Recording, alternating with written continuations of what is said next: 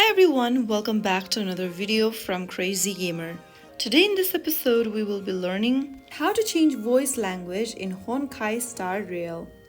If you want to enjoy Honkai Star Rail in your preferred language, here's a quick way to switch the voice language. First of all, open up the Honkai Star Rail on your device and wait for the main menu.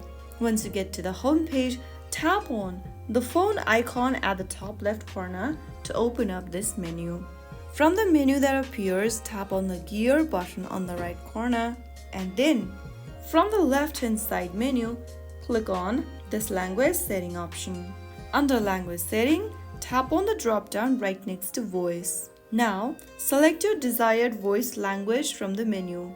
After you do that, click on confirm and then you can get back to the main home page. Changing your voice language will only change the language of your character's voice in the game. So that is how you can easily change voice language in Honkai Star Rail. You can now enjoy Honkai Star Rail with your preferred voice language for a better gaming experience.